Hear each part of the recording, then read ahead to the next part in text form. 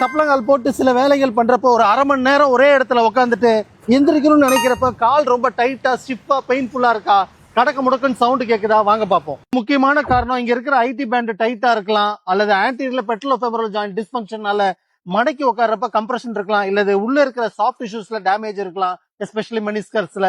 அதே மாதிரி மடக்கி உட்காந்து ரிலீஸ் பண்றப்ப பின்னாடி இருக்க பாப்புலரிஸ் மசில் ஸ்ட்ரெயின் இருந்தாலும் இந்த மாதிரி ப்ராப்ளம் இருக்குங்க.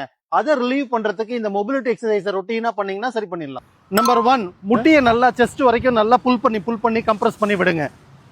நம்பர் 2, காலை மடக்கி நல்லா பின்னாடி புடிச்சு விடுங்க. நல்ல பட்டை வந்து ஹீல் டச் பண்ணணுங்க. 3, கையில ஒரு சப்போர்ட் எடுத்துட்டு காலை முட்டி மடக்காம மேல தூக்கி விடுங்க. கீழே ரெஸ்ட் பண்ணாதீங்க. அதே கம்பியை சைடு வேஸ்ல புடிச்சுக்கோங்க. புடிச்சிட்டு நல்லா மேல தூக்கி விடுங்க. 2 காலையும் மாத்தி அதே கம்பியை புடிச்சுக்கிட்டு காலையும் தூக்கிட்டு குதிகாலை தூக்கி விடுங்க. காலை தூக்குங்க, குதிகாலையும் தூக்கி விடுங்க. 6, நீங்க உட்காந்து எந்திரிக்கிறப்ப ஒரு கால் முன்னாடி ஒரு கால் பின்னாடி வச்சுக்கோங்க. குனிஞ்சு கையை கோத்துட்டு எந்திரிச்சிட்டு பொறுமையா குனிஞ்சு உட்காருங்க. இதே மாதிரி காலை மாத்தி பண்ணுங்க.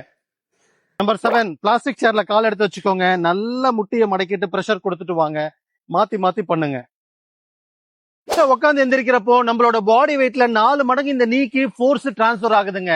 அதனாலதான் இந்த மாதிரியான பெயின் ஸ்டிஃப்னஸ் வருது. நம்மளோட எபிலிட்டி இல்லாதனால, இந்த காலுக்கு ஸ்ட்ரென்த் இல்லாதனால இது மாதிரி நடக்குது. இந்த ஸ்ட்ரென்த் இருந்தது அப்படின்னா இந்த மூட்டு தேய்மானத்தையே இதால தவிர்க்க முடியும். அப்ராப்ரியேட்டா டயக்னோஸ் பண்ணிக்கோங்க, எக்ஸசைஸ் பண்ணுங்க, பெயின் ஃப்ரீயா ஹெல்தியா வாழுங்க. For active happy healthy ageing, doctor Ram physio.